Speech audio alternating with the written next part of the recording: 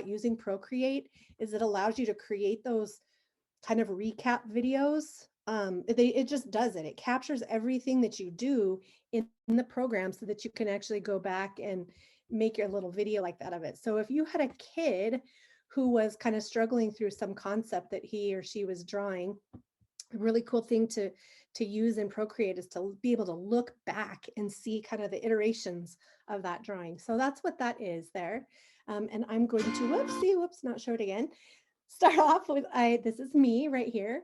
And I have created a bit.ly for you there for it. That's just a access to this presentation. Hopefully I got it all set up right and everything.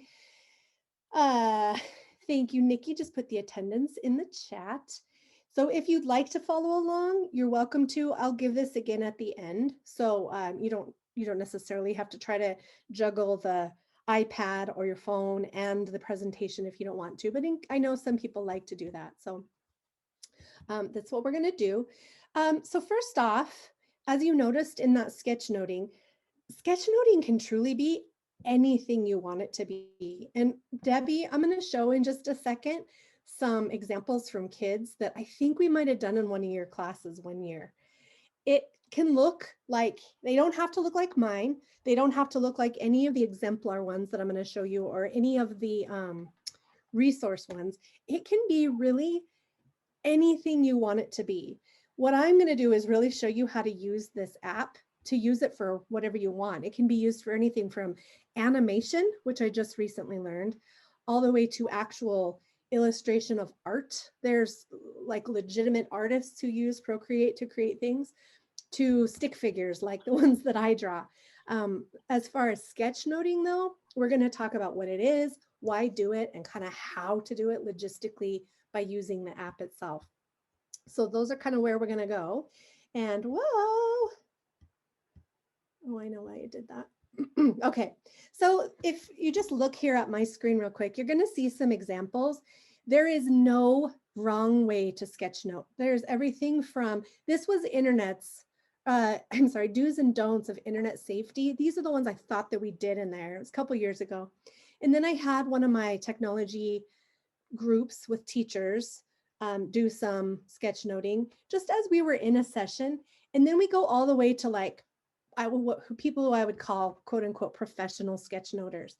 These people have worked and done it enough to be able to do that live, like in a conference or in a session. I am absolutely not to that point. I've only done one in real time before, and it was very stressful, but there's a good reason to actually fight through that stress and overcome it, which I'll share in just a second. So you can see it goes from like stick people to icons to like actual processing and brain dumping. So to start off, this is just a really fun little tool to kind of get your brains creative, I guess. If you've never done this before, give it a try. It's quickdraw.withgoogle.com. And what this site allows you to do, I'll actually paste the link for you in the chat here. Quickdraw.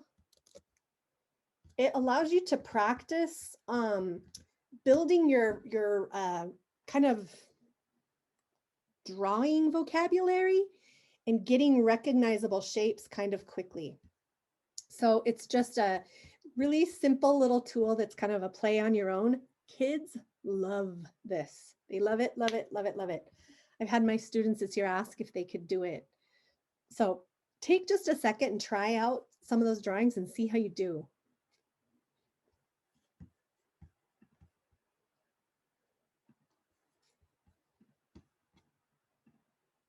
And I'll also add, it is not easy if you're trying to draw with your trackpad. It's really challenging.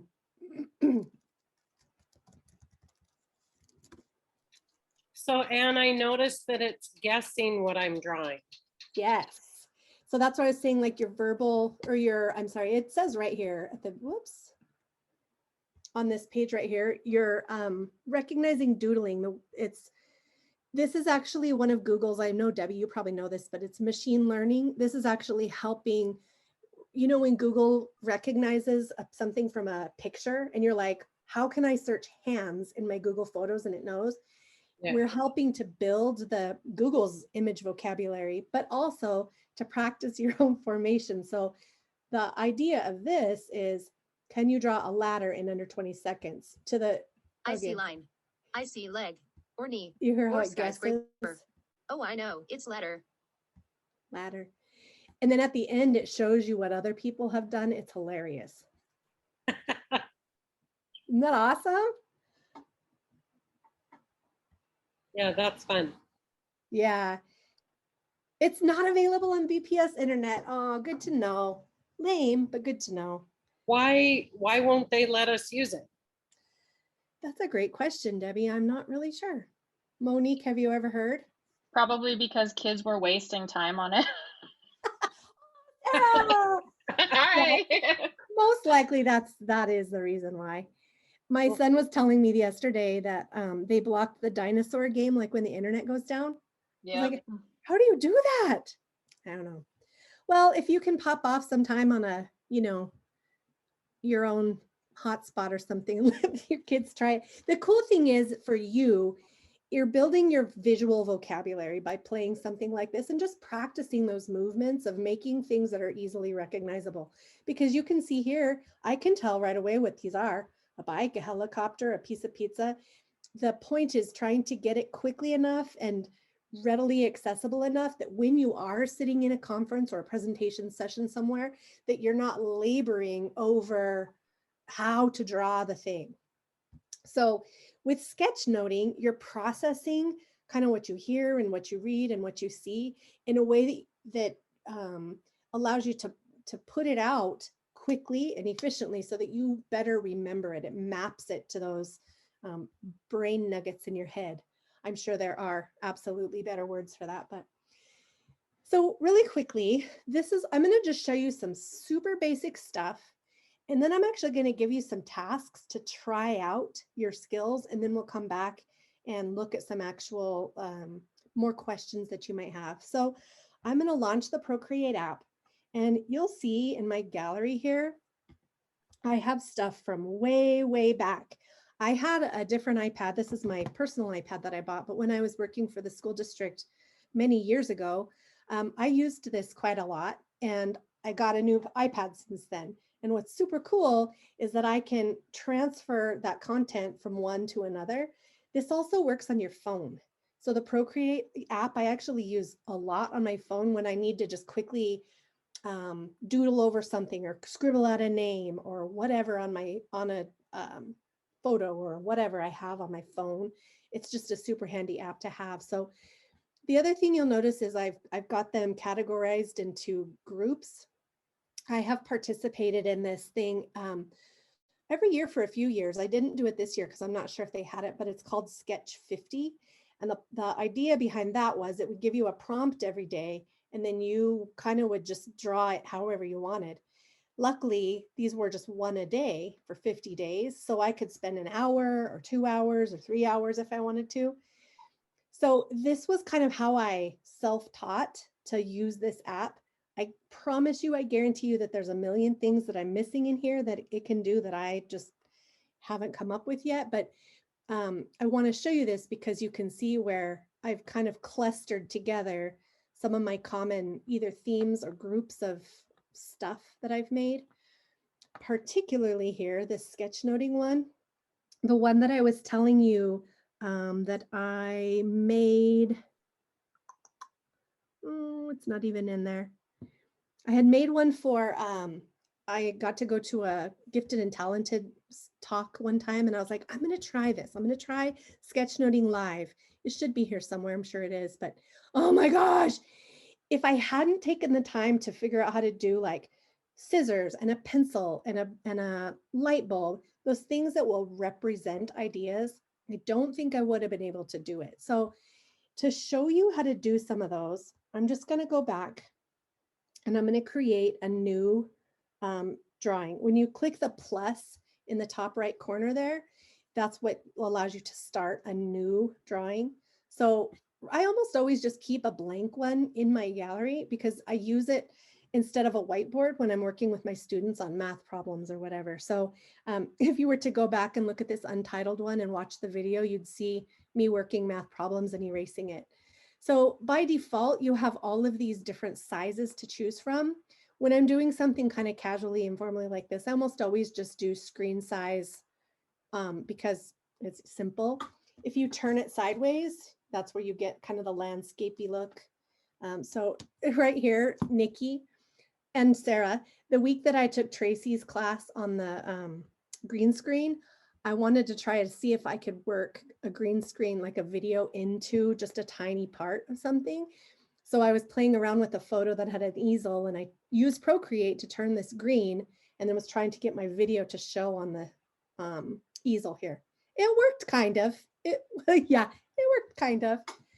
So, I mean, look, you can do all kinds of stuff. So I'm just going to have this blank one. And the first couple of things to show you are right up at the top here. This is where you have your settings and stuff, which I put on the left or on the right for some reason, even though it's on the left up here. This toolbar I'll come back to second, which is probably why I did it as I did. Your most important tools in here are going to be your brushes, and that's where it's hiding under there. If I click on those brushes, it's going to bring up a brush library that you can add to. You can download new ones from the internet. You can create your own. And so you have all of these different kinds of brushes that you can use. And most typically when I'm sketching, I use a hard airbrush, and I use this little control over here to adjust the brush size down pretty small. And then this guy here is the opacity. So if I want it to be more transparent, I just turn it down. If I want it to be completely solid all the way up, this here allows you to choose a color, which I'll come to that in just a second. But once you've chosen a brush, I'm going to use my Apple Pencil, but you can also just use your finger. You can just start to write. Okay, I thought I was going to use my Apple Pencil, but I'm not.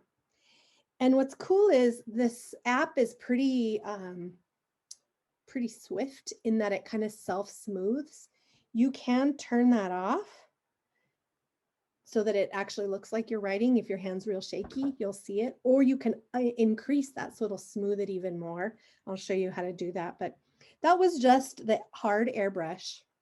And you can see in here, there's all kinds of different brushes. And they have kind of a default setting for the opacity and the thickness, for lack of a better word, over on the left. When you first choose it, it'll try to predict what you want. You'll notice that the harder you push, the thicker it gets. If you just tap really lightly, it's thin. So it tries to mimic like an actual pencil. I just did undo by using 2 fingers and tapping. If I use 3 fingers, it's redo. 2-finger tap is undo. So I just side by side, just tap. That undoes. That's a super handy trick. So you've got your brushes. One of the first things when I'm actually doing a legit sketch note that I do is I come down here to, I think it is, I haven't done this in a while. I want to say it's textures. Yeah. In the textures menu, you see the grid? I pick a grid, and if you tap on any of the brushes, it gives you some more sophisticated options. So I just don't mess with those really. But I want to get a grid. I want it to be pretty large. You can mess around with this. And I also want it to be a darker color. When I pinch my fingers, it zooms the canvas out so I can see the whole thing. And then I swipe my finger over the entire canvas. That gives me like a cheat layer, so to speak. Ah, Trisha just put in the chat. I'm going to yell at my dogs. Hold on. Just put in the chat that you can draw on your trackpad on a Chromebook. Awesome. Hold on. Hey. Stop barking. Beasts. I went out of town for 2 weeks and my dogs went feral. Brats. Okay. So I like to put down a little cheat layer because when I go to actually do my lettering and stuff, you'll see that a lot of people who do hand lettering, it looks like perfect. Mine does not. My lettering is all over the place. So I like to lay down a cheat layer. And I learned that actually from Sylvia Duckworth, who is like master sketchnoter. She's the supreme sketchnoter. Yeah. a lot of the sketch notes you may see like posted online and stuff were probably done by her. She's amazing. So this cheat layer is really cool because it allows you to do some lettering, but are you ready for it? Here comes the big but. When you go to do your next layer, you want to make sure that you actually create a new layer, because if you don't, what happens is, where's our brush? Let's say that I start drawing away and I start writing. I'm going to swoop out to start making my letters, and I'm going to make one letter in each box. And let's say that I come up with some really cool little font that I like. This is not, but I'm just pretending here. And then I want to go get rid of that grid. I just drew in my cheat layer, so I'm stuck with it. This would be like writing on a photograph. You can't get rid of that. However, if you put a transparency paper over the photo, and you could write it on all you want, right? You could lift the photo off. So this is kind of the same concept. And right over here, darn it, right here where my mouse is, I'm going to click on that, and that allows me to add layers. So before I do anything, I add my cheat layer, and then I don't want to draw on that again. So I'm going to add another layer by coming over here to this layer tool. It looks like layers, again, very visual, icon based. I'm going to add a new layer, and now what happens is I can zoom way in. I can make my letters however I want. And then I can uncheck layer 1. And what I'm left with then is this nice, tidy, perfectly spaced, perfectly sized, whatever it happens to be. So to go back and kind of show you where that works, here, I was practicing my lettering, and it looks to be kind of nice, but actually, oh, I deleted it. If you were to look at my grid, you'll see that I wrote those in a grid so that they would be evenly spaced. Of course, I show you one that didn't have it. So that cheat layer is super handy because it allows you to get things kind of in order. This was my very first sketch note, and I did this, Sarah and I, didn't we do this together? We were at, Yeah, at ISTE with Sylvia, right? yeah, she's like, hey, Yeah. she did a session, and then she goes, let's go out in the hall and we'll just do a quick kind of on the spot little mini session out in the hall. So we sat down and she showed us these steps right here. Her idea was to build the grid. And of course, dang it, I deleted it again. I often delete it instead of just turning it off when I'm finished, which is silly. But if you ever see somebody's sketch note that looks nice and tidy, you're probably going to see that there was a cheat layer in there, which I can't see. Darn it. Sorry, guys. Now you're just going to have to think that I drew really neatly, even though I didn't. So rule number 1, get yourself a cheat layer, and then you pick whatever brush you want to actually do your drawing. There's all kinds. Yes. Which page, Louise? This one here? The one that you said you did it in another workshop that said creating your first cheat layer, and so it had. Oh, yeah. That one was one of my drawings. Let's see. I'll skip ahead and show you real quick how you can export something really easily. And then, Anne, would you also show us, like you said, you could, I mean, you can turn it off and that disappears it, but how do you do it so it just stays? Yep. Yeah. Good question. I'll show that next. So I'm just going to show you real quick, Louise. I'm skipping ahead here, but to get you this, what Sylvia's lesson was, get the right app, insert a grid, start drawing, practice, etc. I'm going to go up to the little wrench. That's the settings thing. And you have all these options under the share menu there for how to share it. So if I'm going to transfer this over to my computer, well, that would be a bad example, my phone, to continue this drawing, like while I'm on a trip or something, I can save it as a Procreate file. But in this case, I just want to save it as an image. So you just click that and tell it where to save. And then it's going to be in my photos right there. And I will airdrop it to my computer. We're getting high tech now. I could plop it into the presentation too. I guess that would probably have been easier. But let's see. So you're on your computer and you export it to your phone and then you Well, airdrop I- it back to your computer? No, not in real life. I only am doing that right now because I want to get that picture off my iPad and over to you. I'm going to put it into, it's usually not that complicated. I'm sorry. Okay, hold on here. I'm just trying to get you that file. JPEG. And then Lori, of course, I can't find it.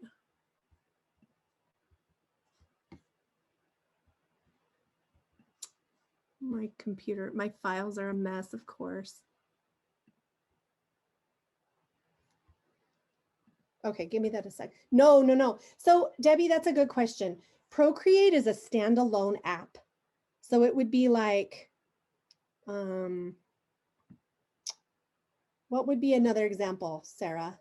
Just like Do Ink last, when we did that one, that was an app that you had to go to the app store and download it to the device. Like iMovie or like, Yeah. Bit collage, anything like that. Yeah. Okay. Yeah. So if I do have kids try this, will we have any issues? The app is paid, and so you'd have to make sure that you have the license for it. Anne and I did sketchnoting up at Medicine Crow because the Dig It class had iPads. So you'd need like an iPad for each kiddo, or they'd need their own phone in order Yes. to do it. I was thinking I might ask Chris if I could borrow hers for one day or a couple days. yeah. And the other thing too is I am pretty certain, I did it quite a while ago. I feel like the app was free on my phone and it's the exact same complicated version. Isn't it $5? Is it 5? No, I think it's 10. It's so worth it. I agree. Monique, do you mean a new version of the iPad or new version of the Oh, her Procreate. iPad is old. Yeah, you Ah. have to have a newer one. And the phone version is called Procreate Pocket. But I Yes, think thank you, Vicki. it's very, very similar. And it used to be It's- yes. $4.99, but now it's $9.99. They know what they have. Yes, they do. And I'm telling you, it is, I was like, gosh, $10 for an app. I have every bit got my money's worth out of this app just Mhm. for even quick on the fly. I want to make a quick green screen background or whatever. So Louise, I added that little drawing to this presentation instead. I figured that might be easier. Ah, nice. Trisha in the chat. Tayasui Sketches School. Nice. Yeah, and there are actually several apps that do this. Adobe has a good one. Paper by 53 is a good one. There's several. It's just that one, Sylvia Duckworth showed us that this is what she used, and I want to use what the pros use. And two, I was really curious to learn something new and tricky. Mhm. So the next whoops things, let me show you, go back here. See, I'm so easily distracted. I'm sorry, Nikki. All right, so I'm going to go back here to our little app or our little drawing to show you the other tools. So you've got your brushes, and then let's say that you have made a tree. Oh, Lori. Okay, so I'm going to make a tree real quick. And I'm going to come up here to my wheel. You have all of these palettes on the side. Iconic is a default one. There's a few default ones, and then you can make your own as well. So when I was doing what Sarah does now, we had these colors, and so I just kind of made my own palette so that I could always pull them up. I have a Google one, a Harry Potter one that I made, but I'm looking for a brown, so I'm just going to tap on the brown, and I'm going to do a trunk. And I need to close this. I'll show you why. Oops. So watch this. I want to match that same green again, because I don't know if I custom made that green or if I picked it from the the palette, but I'm just gonna go tap my finger on any place that has that green, and I'm gonna hold it down. And you see how that little dot up in the top right corner turned to green? That allows me to match that color exactly, which is super cool if you're drawing on something like recreating a photo or something like that. You want to match it exactly. You just hold your finger down on that color and it'll drop it. So I'm going to color my tree in green without actually coloring my tree in green. With my finger, I'm just going to grab that green dot and I'm going to drag it over to the tree. It's going to dump it in. Oh, So you see how I wow. filled it? Yeah, it's so awesome. So Very I'm cool. again, I'm just going to hold my finger down on that green. I'm going to just quickly tap and drag on that green dot. And then I can do the same exact thing for the brown. And there's something that I'm going to show you here. When I click and drag, see how it comes out? There's that blue line across the top that watch right in this area right up here. So you'll see this little blue line come up. When I, whoops, hold on. I got to grab my brown again. Okay, see how that blue line shows over there? That's the threshold, and that's how far over into your drawing it's going to spill. Still holding my finger down on the screen, I can drag that back and forth to get it to go all the way to the edges, a little less far from the edges. Now, the reason that's important is if I hadn't quite filled this, let's say I'm going to grab my erase tool. I had a little gap like that over on part of my tree. When I go to fill my tree, if I have the threshold set too high, it will spill out of the tree. See that? Oh, So I can drag and then pull the threshold down to get that, to just stay in the tree. So I'm going to drag the threshold back till it just goes in the tree. If you don't have the threshold high enough, it won't fill all the way to the edges. So somewhere in between there, there's a sweet spot. I find it mostly when I'm trying to draw little people.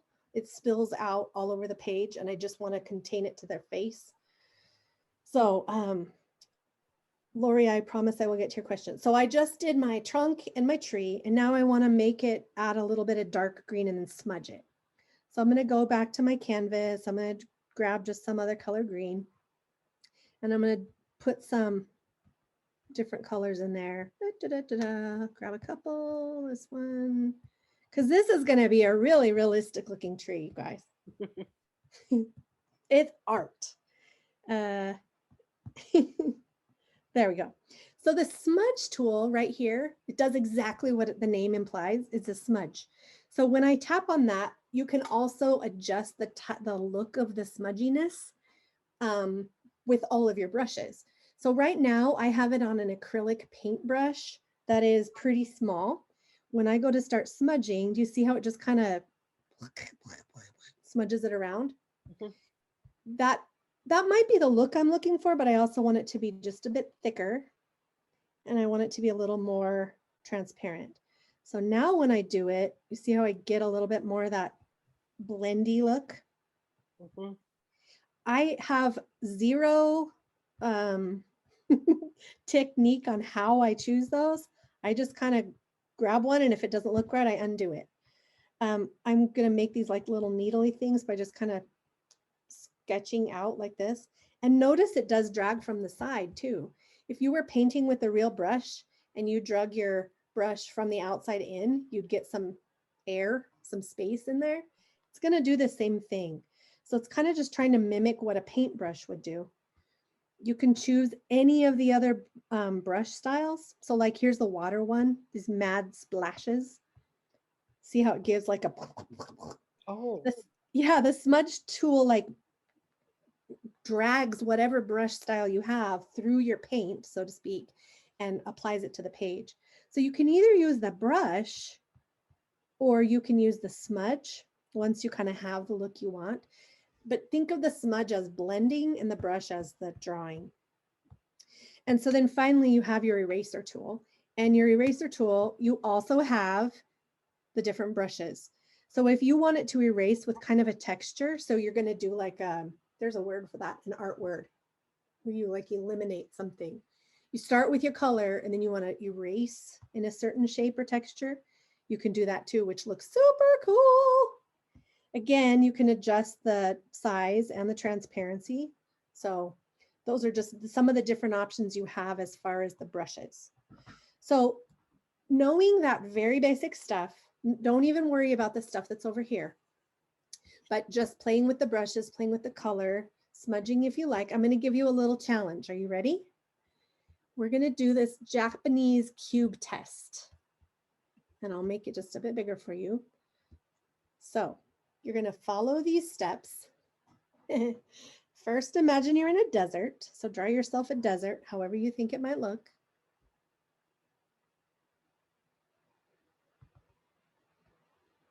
Oh, Lori, you want to watch? I'm going to turn my grid off, okay? So I just tapped on the layer tool and I just uncheck that box and it makes the grid go away. And then when I turn it back on, it's still there. So I can come back and use it all I want.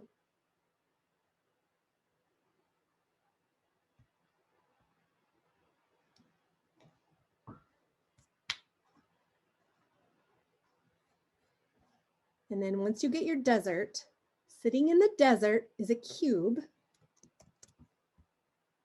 So put a cube in your desert. I'll put that in the chat for you guys. And then you notice there's a ladder because you know how to draw a ladder now that you saw it in Draw with Google.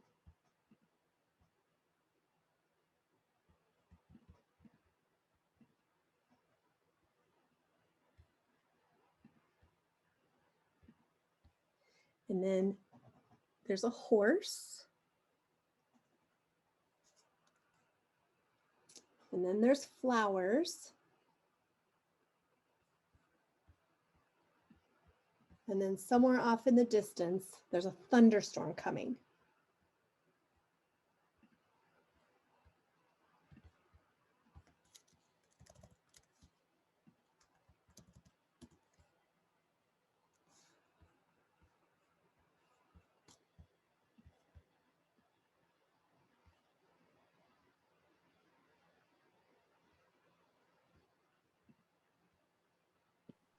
I just got the Procreate Pocket on my iPhone and it was only $5, $4.99. What? That's awesome. Yeah. Yeah, it used to be free. Such a bummer. Well, I get it though. It is pretty cool. Good to know. Thanks, Debbie. Yeah.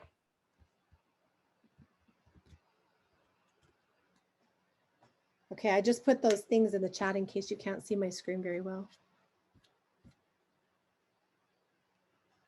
Don't have to get too artistic. This is really just a for fun thing to test out the tools. Do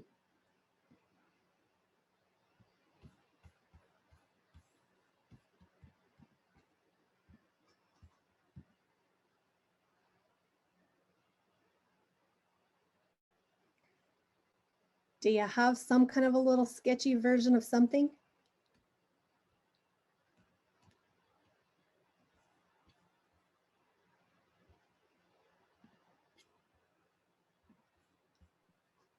Since I came late, I'm trying to find where you guys are.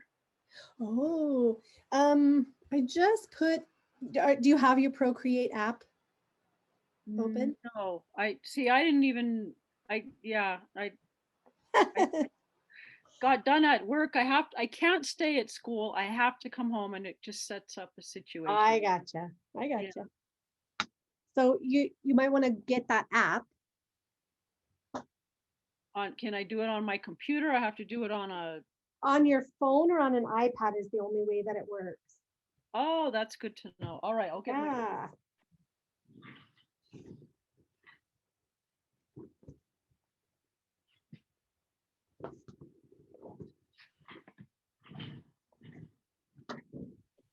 Hey, Anne, this is cool. Look at the color wheel. I know. I'm so glad you found that. So what Debbie just discovered, if you open up the palette, down at the bottom, you have all these different ways to get color. So if you click on the disc, you get this wheel where on the inside you can choose the intensity or the shade, I guess you'd call it. And the outside is the color itself or the hue. So I think it's the hue and the shade. So if you want yellow, but you want a brighter yellow, you can move the middle one around, and whatever color the result is going to be up here in the little circle. So if you want something bright, something really pale, you just move the color around or choose a color and then you can adjust from there. It's sweet. Mhm. Harmony is this wheel, so you can get something that goes together. You can darken them and lighten them. Good discovery. Okay, do you have even a really rudimentary drawing? Because I want to tell you about your personality. Are you ready? Okay. So according to what you just drew, sweet. Okay, look at your drawing, even if it's just super quick. Look at Trisha's. Look at Trisha's. It looks so good. Nice. Okay, here's what it means. The cube represents your ego. So if your cube, like hers, was transparent, that means you're transparent. If it was big, maybe you have a big ego. If it was small, if it was tall and thin, if it was short and fat, whatever, you can interpret that however you want. Your ladder represents your friends. So if your ladder was leaning on your cube, you may have friends that lean on you. If your ladder was leaning away, I don't know what that means. If your ladder was taller than the cube, you supposedly put your friendships above your ego. The horse represents your closest relationship. So if it's standing kind of far away or facing off in the distance, supposedly that is some kind of an illustration of your closest relationship. Flowers represent children. So for many of us, that means like our school kids. For some of us, it means like that you like children or you don't like children. And then the storm supposedly represents your fears or your stress. So like Trisha's clouds are dark and heavy. Do you feel dark and heavy right now, Trisha? Oh yes, we're having quite the turmoil going on. We're thinking about closing some buildings in our district. It's a big hoorah.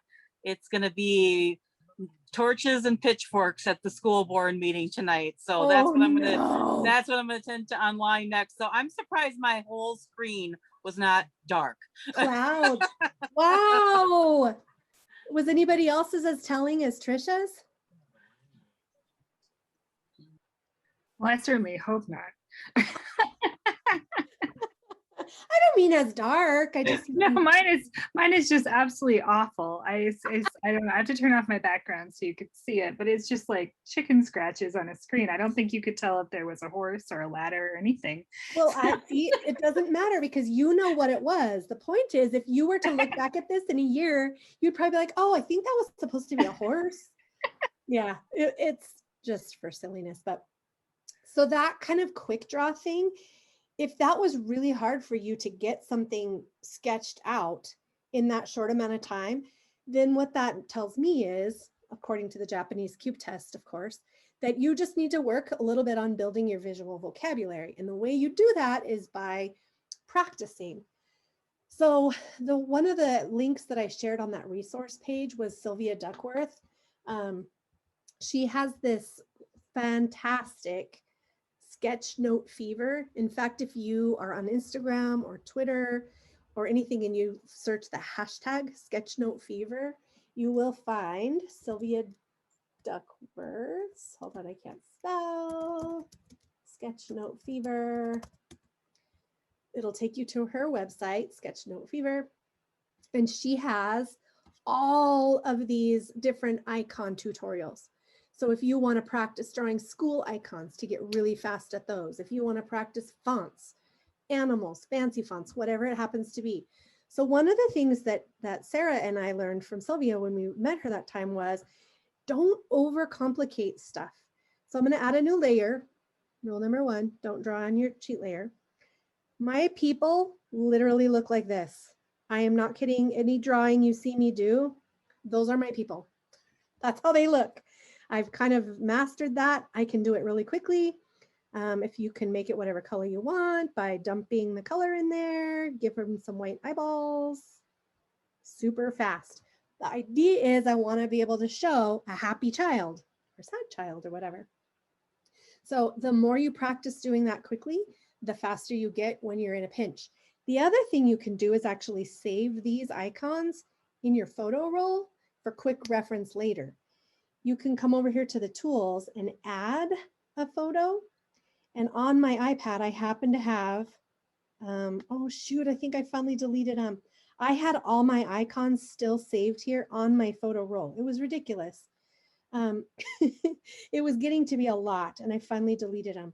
But I could, my thinking there was that I could go back and quickly pull a school or a brain or whatever when I needed it. So if I still had those on there, I could get them, but I deleted them. So a brain, really easy. She just kind of made like a little brain stem, and then a little glob like that, a few little connectors and whatever, synapses. And then We can't see your iPad right now. Oh no, I stopped sharing. No, it must be just that you had the screen, your screen too big. Oh, Yeah, okay. you're sharing on your Mac screen there that you have to have your window so we can see your iPad. Gotcha. Thank you. Thanks for letting me know. Okay, now can you see that better? Perfection. Yay. So my little people, super simple. The brain, just like a stem with a blob on it. Quote bubbles. That's another good thing to master. I always write the words first. I learned that the hard way. Write the words first. Now watch this. See how I made that too big?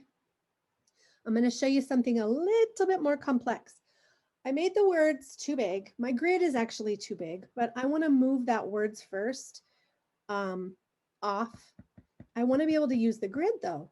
So I just undid. I'm going to add in a new layer. And then I'm actually going to take just a second and I'm going to use the grid spaces to draw, nice even sized letters. Here's another cool trick. If you want a straight line, you just hold it down after you finish drawing it and it'll straighten it. Oh, so that's how you can get like really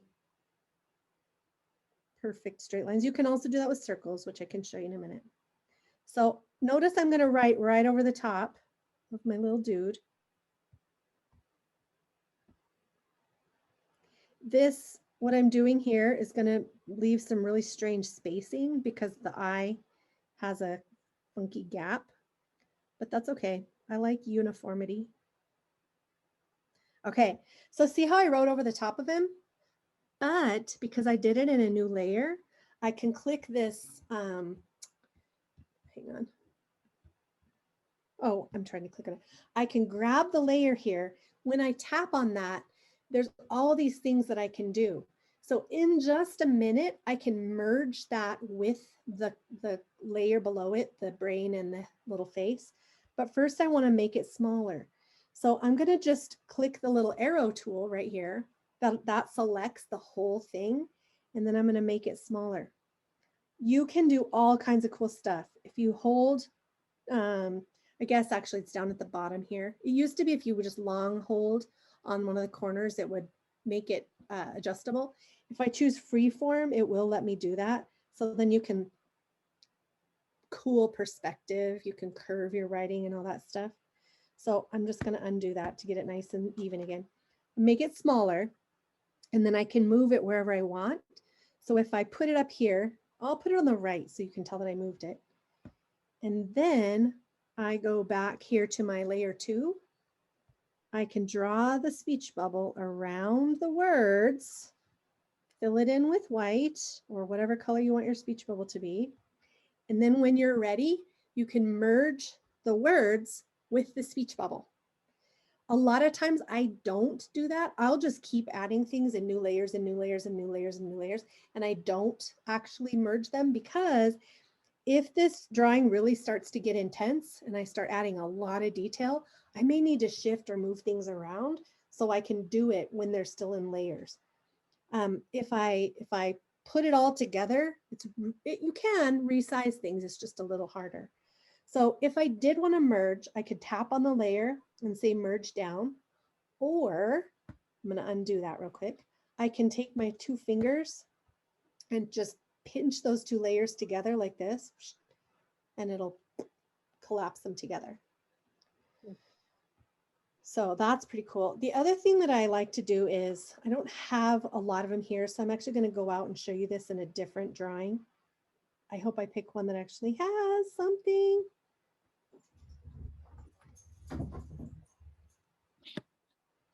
Let's see. Aha.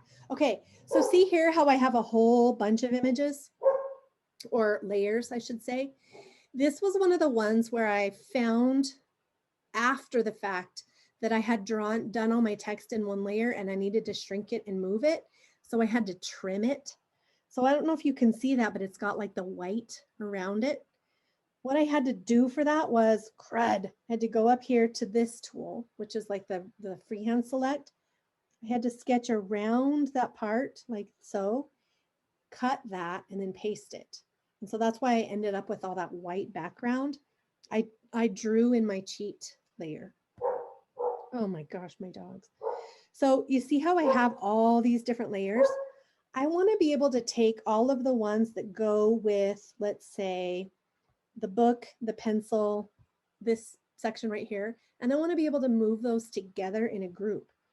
Over here on the side, they're all separated, but what I can do if I click on one, and let me find the pencil, I can move these around. So I'm going to long hold on this graphic. I'm going to drag it up here so it's with the pencil. And grab the book, move it up here with the pencil. And then there's the, what else is there? I guess that's all. Okay, so I want to put these, I want to keep them separate, but I want to put them together in a group so that I can move them all together. If I take one and kind of move it in like this, oops, sorry. See how it formed a new group? It pushed that in like an indented thing. Now I can drag these into this new group. And what will happen then is I can select the group and it'll move that entire group. They're still individual elements, but I can move the whole group together. So that's just kind of a handy little trick. And that's one that is not super easy to master, but just playing around with it helped me to figure that out. Okay. So, and the way you get rid of your grid is by creating the background? No, so the grid is there in its own layer. And oh, right, do you see the little check mark right there? Yeah. This is on and off. So all I have to do is click that check mark and that will turn it off. Oh, it's still okay. there. Yeah, it's still there. So I can come back and turn it on if I want. But if I want to see what my drawing looks like without the grid, then I can just turn it off real quick and turn it back on. Okay. Okay. Let's see here.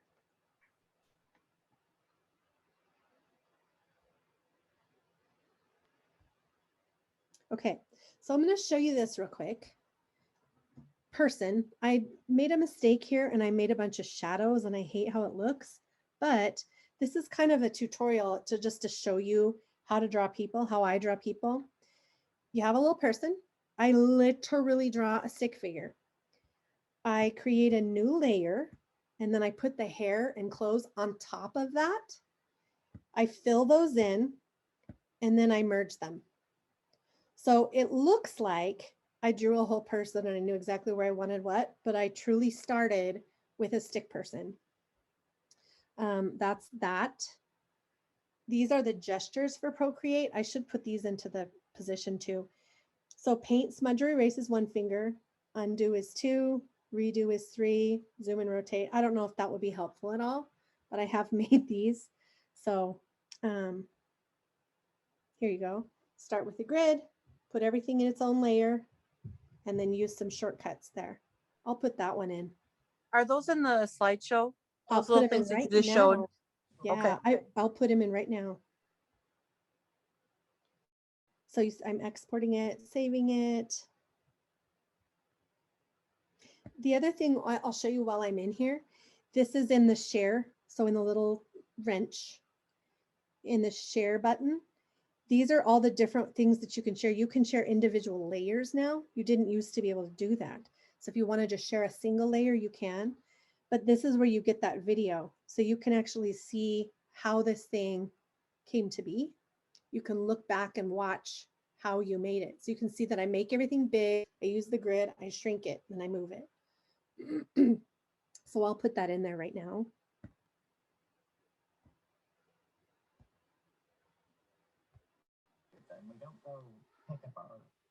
Can you chatter while you're importing? Can I ask a question? Yep. How long have Definitely. you been using Procreate? Sarah, was that 2016, 15? Do you remember? 2015 or 2016. It was a while ago, so probably 5 or 6 years. Yeah. And one thing I will say too, I am a clicker and a learner like that. I learn best by just messing around and clicking buttons. I'm not afraid that I'm going to break something or whatever. If the idea of that freaks you out, which I know it does a lot of people, I did put this into the resources thing. It's right down here. Procreate has a really great handbook. You can actually download it into your iBooks. So if I go on here and I look in my books, I might not have brought it over. But you can actually download it as a book right into your book section. So then you have it as a reference. It's really complex. Well, see, I don't even have it, I don't think. Oh, here you go. So the handbook here, it's pretty sincerely in depth, but look, it goes into everything from the interface and the gestures and how to use your Apple Pencil or any other kind of a whatever you have for your stylus, to the colors, to the brushes, to animation. It's a lot. It's a lot, but it's all there. So if you're trying to figure out how to do something, chances are going to be good that you'll be able to actually do it. The Procreate education is awesome too, because they have like step-by-steppers. Sweet. And for kids, and there's all the lessons in there with how to make the layers and like how to do mini animations. There's like 20 lessons pre-made with the timing of the lesson, with the script of what to say, everything. And so that's on Procreate Education? Yeah, you keep doing what you're doing. I'll find the link and put it in the chat. Oh, sweet. Okay. Well, so here's what I want to show you guys. Again, like I said, kind of having a reason to sketch something is super helpful. Here's some ideas, because I want to just give you some time. It's hard often to know what to ask if you don't even know what there is. So if you are looking for some ideas on some stuff to draw, here's some ideas. A card would be fun. Teacher Appreciation Week is next week. You could make something for your colleague down the hall. Anchor charts, that would be awesome. That would be a great idea. You can save these as really pretty high resolution images. And I know in Billings, we have the print shop. You could send them to the print shop and have them printed for cheap. So you can save all these different file formats and then have them either printed or print them off yourself. A quote, how-to instructions, a story or a book, I'm actually going to give you the link to a TED Talk from a very brilliant person called Sunny Brown. I will put the link in the chat. Sweet. Thank you so much for that, Trisha. This video is, I'll just say mind-blowing, because it tells you why it's good for us to let our kids actually sketch. I was a doodler as a kid. So it's totally fine then when kids draw and doodle on their papers as they're working. What do you think, Debbie? Well, I mean, I guess I don't really have a problem with it as long as they're getting their work done at the same time. Right. Yep. And is it possible that there are those kids who actually listen and absorb better because they're occupied and controlling their fidgeting in maybe in a more productive way. Yeah. Yeah. The other thing about it is this was, I guess I was kind of wrong. And this one wasn't, I tried to do this one live, but it was really hard. I can't find the other one that I did live, but I got to hear Sir Ken Robinson back in 2017 at MSUB there. And I was trying to sketchnote there too. But the funny thing is I can remember, I'd forgotten about this, but looking back now at my drawing, I'm like, oh, right. I remember now his message was organic learning and teaching versus inorganic, where organic was you're focusing on the soil and inorganic is you're focusing on the plant. We spend $16 billion a year to focus on the plant. And so testing conformity and compliance to focus on the plant rather than the actual student. So I'm looking back at this and I'm like, oh my gosh, I remember this now. It comes back to me because this product here came out of my brain.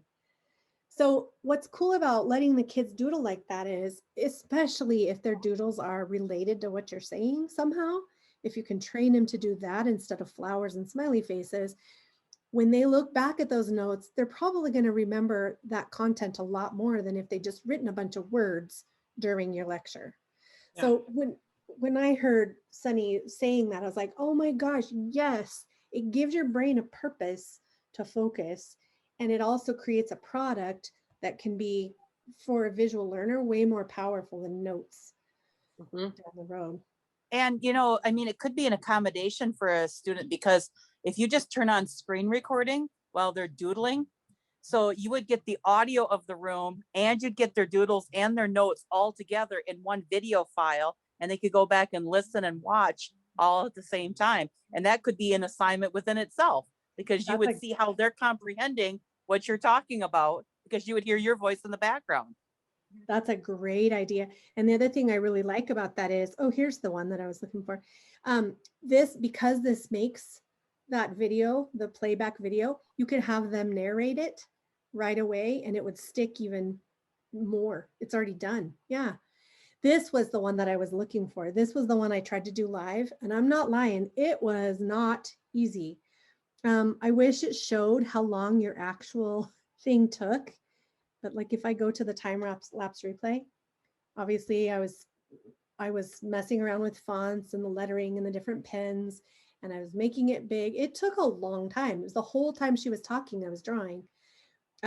So for me to keep my brain busy in that way, now I remember what she was wearing. To see this again, it's like it all comes flooding back to me. And in that way, heck yeah, this is a super powerful medium. Even if just for this, the watching it all show up again. It's hilarious to me. So you can see my grid there, see my little cheat layer, and how many times I've actually drawn in the cheat layer. 1 million. Learn from your mistakes. Yep. Perfectionism, as she makes it exactly the same size and shape. So, what I would love to do is just let you play. Again, my biggest takeaway from Sylvia Duckworth was just practicing building your visual vocabulary. Master the way that you make a person, master the way that you make a brain. What are those icons that you're going to call back to frequently and wish that you could just quickly pull into a drawing? And likewise, what might your students use? So you are welcome to sketch anything you want. You've got that Sunny Brown talk. You can go back and redo your Japanese cube test.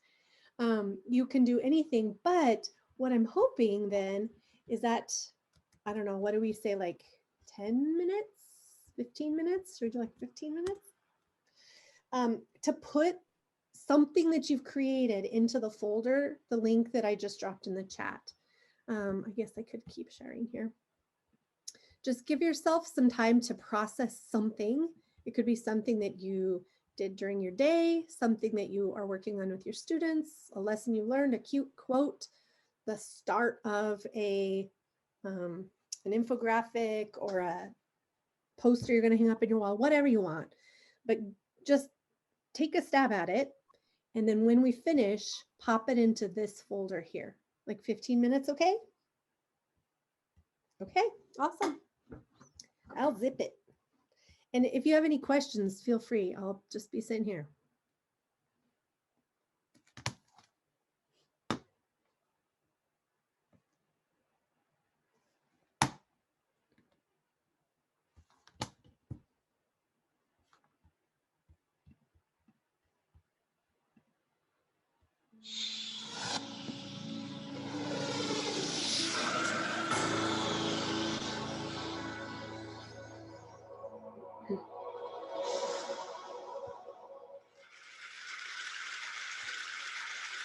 So I just want to tell you my story. I spend a lot of time teaching adults how to use visual language and doodling in the workplace. And naturally, I encounter a lot of resistance, right? Because it's sort of considered to be anti-intellectual and counter to serious learning. But I have a problem with that belief because I know that doodling has a profound impact on the way that we can process information and the way that we can solve problems. So I was curious about why there was a disconnect between the way that our society perceives doodling and the way that the reality is. So I discovered some very interesting things. For example, there is no such thing as a flattering definition of a doodle. In the 17th century, a doodle was a simpleton or a fool, as in Yankee Doodle.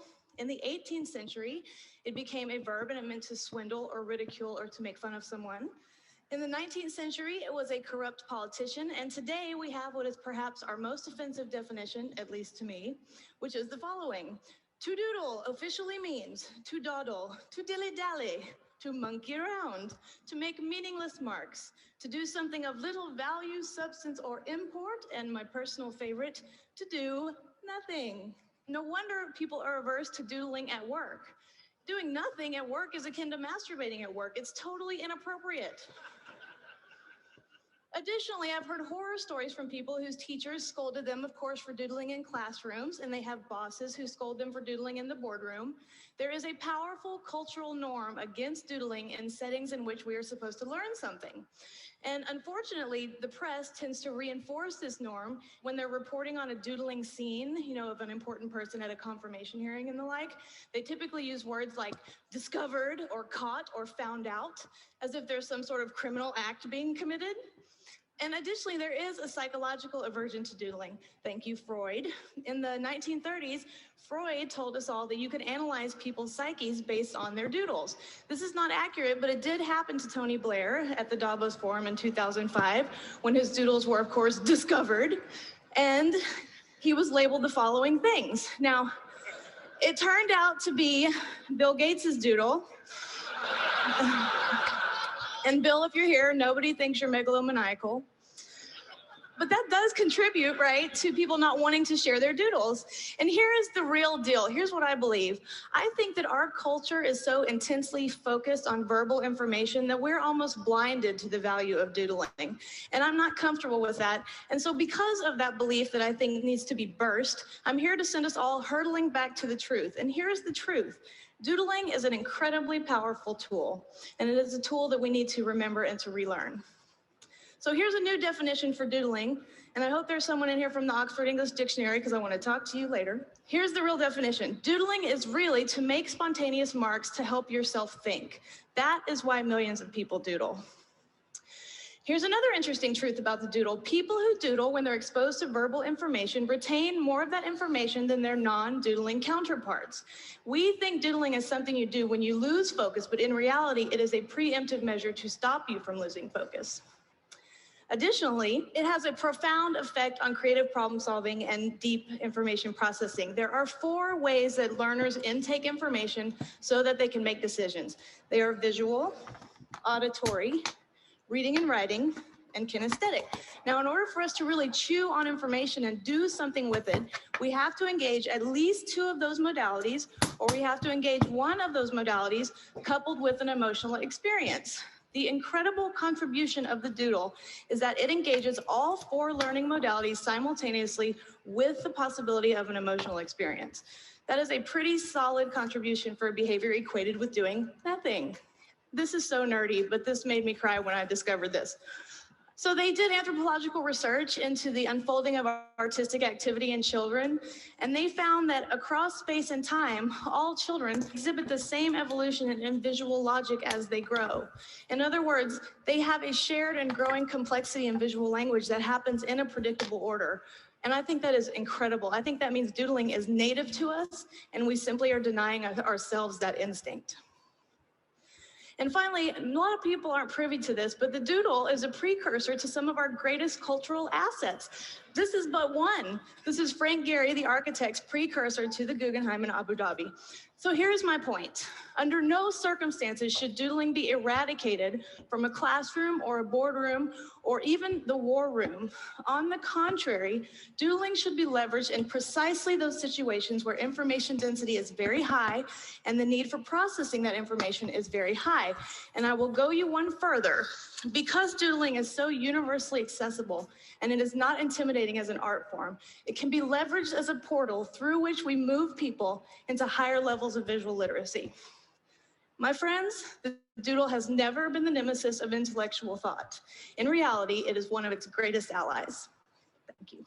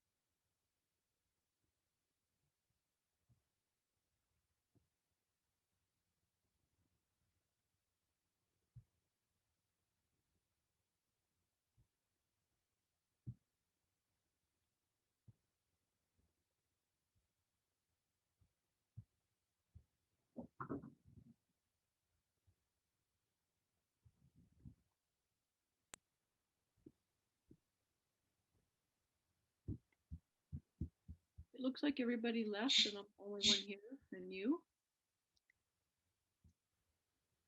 Say that one more time. Is it just you and me here? Oh, there's Nikki. Nope, It looks like everybody's here. everyone left and it was just you. I think they just turned their Oh. cameras off so they could doodle. Oh, If you're like me, I doodle like this. I always have to have my tongue out. And I mean, people don't want to see that. okay. Yeah, but looks like we still have 14 people here, so I don't think we lost anybody. Oh, all right.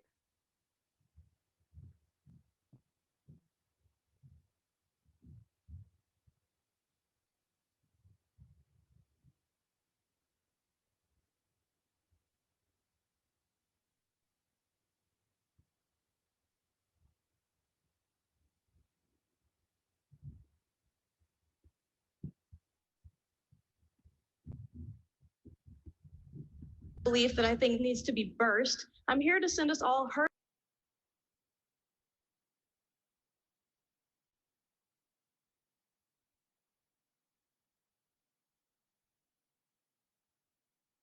Heart, heart.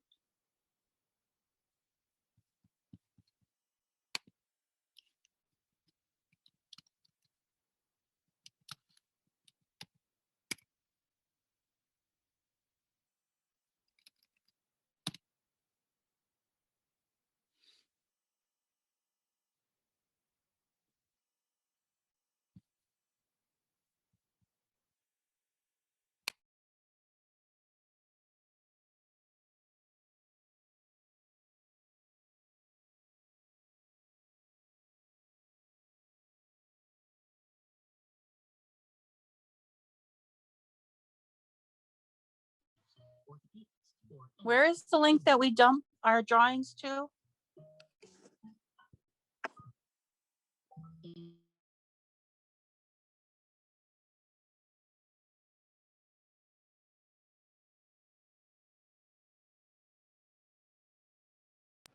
Sorry, I was muted that whole time. PBS sketches with the PBS capitalized and the S for sketches.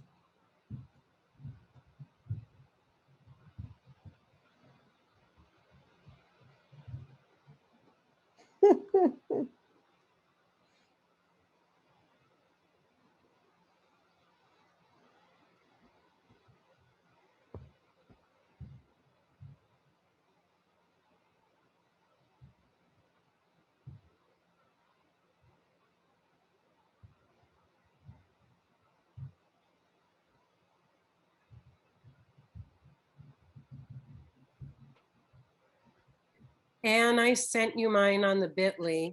Sweet. I was working on it on my phone, so it's kind of a little more difficult when you've got this tiny screen. Yes, yes. That's why I was saying I really only do it on my phone when I need to scribble out someone's face or add a text or something like that. You know what I mean? Scribble out someone's face. That's hilarious. I meant like a kid, so I could show it on the. Come on, Debbie. Jeez. Okay, let's see. I'll show you what I mean. Oh, I'm excited. Perfect. We got Debbie. I love it. Louise, nice. Perfect.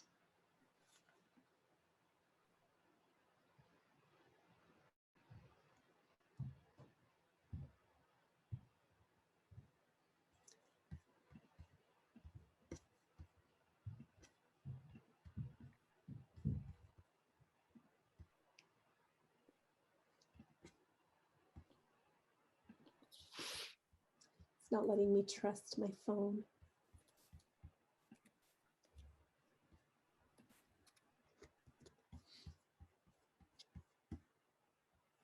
Okay, we got a couple drawings in the folder.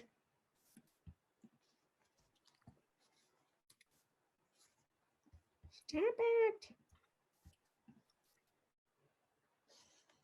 Here's what I mean, Debbie, look. So I took this picture of Chandel and I wanted to see, we were messing around with what would she look like without eyebrows. So I used the color tool to erase her eyebrows, which is just freaking Oh my cute. gosh. And then I drew some eyebrows on. So if she got microblading, she would know. That is so fun. I'm dying. And So then, let's not see, do microblading. No, let's not.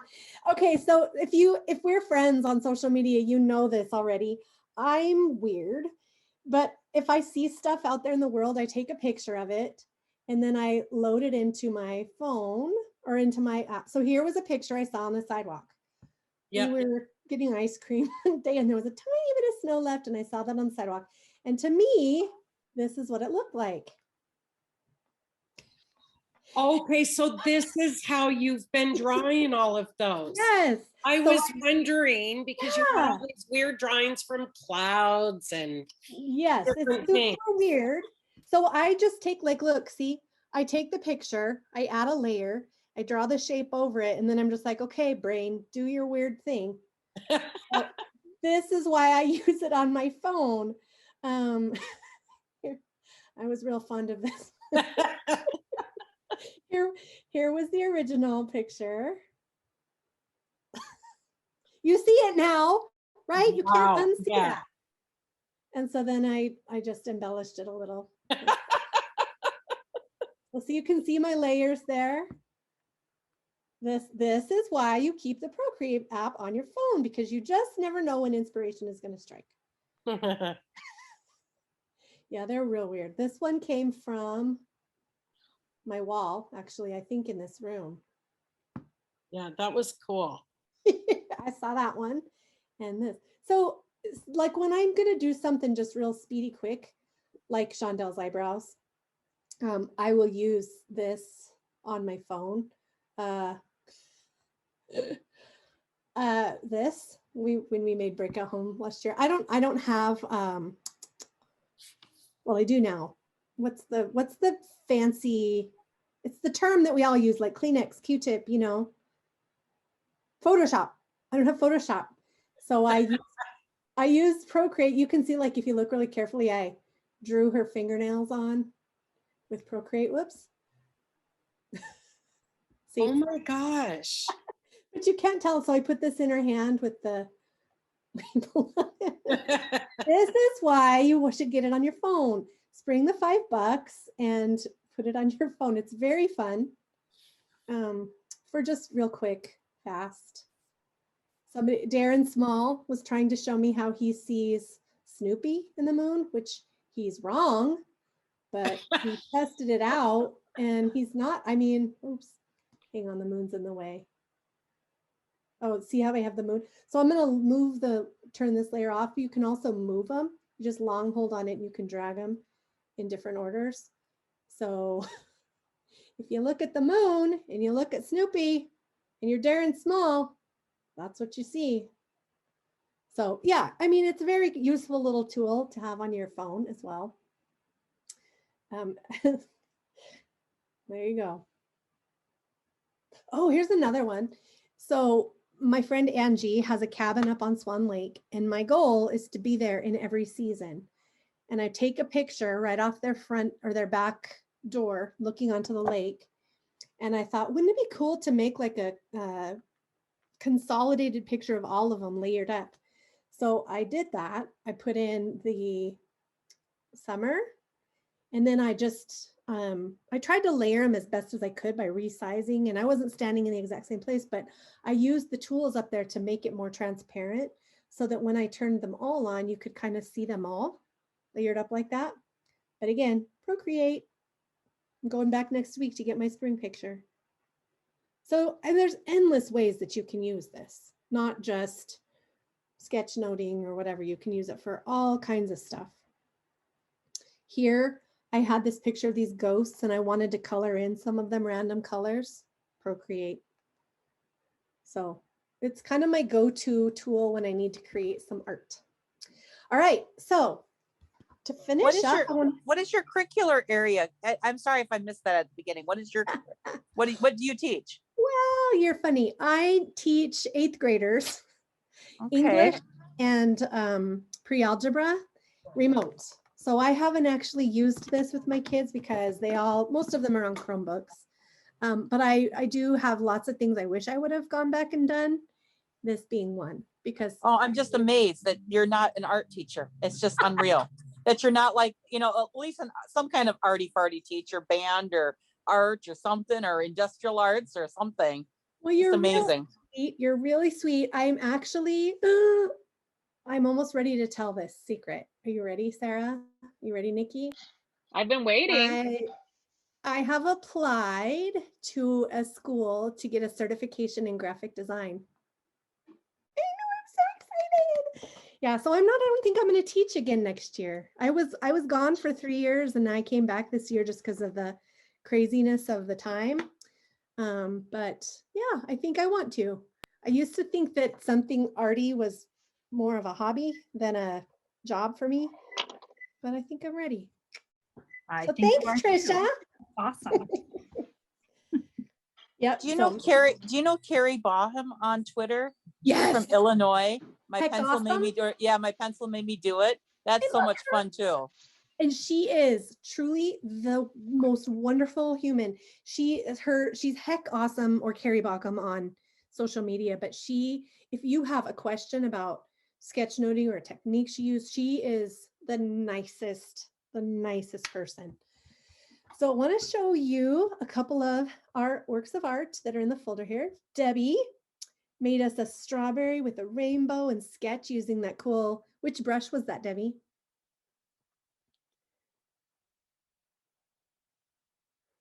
Debbie, oh, she must have gone. I love the brush look, and look how kind of 3-dimensional this looks. Even though that might have been an accident, who knows? You never know what you can create. And then we have here a weekly menu. Anybody want to go over to this house for elk tacos tonight? That's what's on. I love it. You could snap this, save it as an image, and send it to your send it to your family to say, no complaining, here's what's coming. You don't like it, you cook yourself. And then Trisha, words, words, words, nice. Takeaways, I love it. So those are the few that are in the folder. You're welcome to keep on working, but what Here's mine, Anne.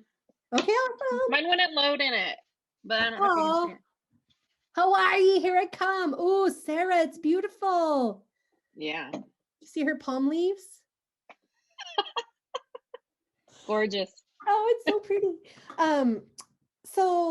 What, as far as using the app itself, what did you discover you had questions about as you were playing around? Lori, don't rat me out, man. Does this pocket one have a way to add the grid you were talking about? It does. So I'm going to go open a new one, screen size. And you notice on the phone, the screen size is real wonky. It's really long and thin. But if you go into the brushes, it's under textures and grid. Oh. So then you can adjust. It's hard to see because I'm on dark mode, but over here on the right, you can make it bigger or smaller. You can also import. Let me go back here. You can import. I didn't do it on my phone, but you can actually import a grid as a background. Is it under Canvas maybe? There, I came across a way where you could actually create a grid. I don't remember where it was. If I can interrupt, my daughter showed me, she uses Procreate, and she came in and said there's a tool that says drawing guide under your settings and Canvas. Sweet. Okay, so Canvas, under Canvas, drawing guide. Is it Canvas information? Dimensions, layers. Oh, that's just information. I noticed on mine it was under guides. Oh, that must be it. 2D grid. And then it pops a grid on there. So then you don't have to draw one. Because the other mistake that I've done before with the grid is if you let it go, it doesn't match up nicely. So that's why I always zoom it way, way out. And then you can, let me clear this. And then you can draw it over the whole thing. But see how it's gappy? So that's a super idea. Instead of trying to do that, go to the wrench under Canvas. Yeah. Guides, 2D grid. And then it just pops the grid on there for you. Tell her thanks. That's awesome. The other nice thing about that is, whoops, I think that you wouldn't have to worry about drawing on your cheat layer, not drawing on your cheat layer. And see how I have on the calligraphy, I have it's auto adjusting too, so that if I'm messy, it kind of corrects itself. Anything else you guys discovered or wondered while you were exploring there? What was your brush that you recommended that you liked using right away? When your main brushes? Yep, I use the hard airbrush just because I don't like it. Sometimes when you don't press hard, it starts off kind of like it would with a regular pencil or marker. It's thin, kind of see-through. I like how the hard airbrush starts solid and stays the same width for when I'm sketching. And what category is that underneath? Where am I looking at? That one's under airbrushing. It's right here.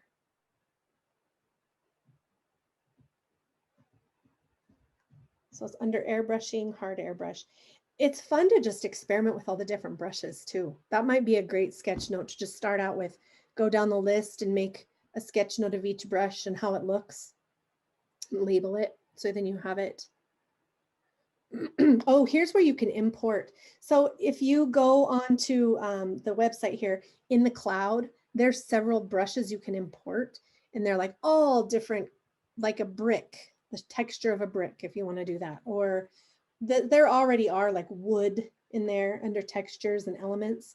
There's all kinds of like rain, flames. Flames is cool to do, like, look at that. It's awesome.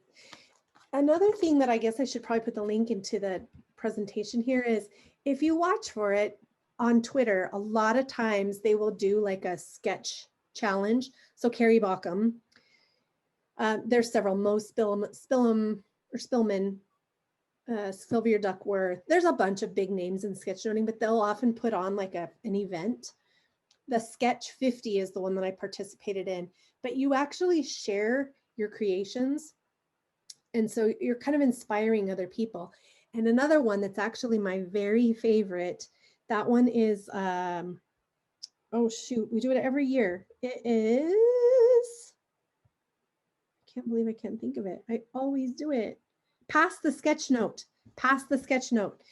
So you're given like a theme and they put you in teams and they're literally people all over the world. You can do it on paper, you can do it on your device, but they'll give you a theme and then the first team member, they usually go from like far east to west around the world again, like I said, but the first person will draw something and then the next person will add to that drawing and then the next person will add to that drawing. And so I've participated in that every year. Let me see here if I can show you. Hang on. Again, sharing my screen.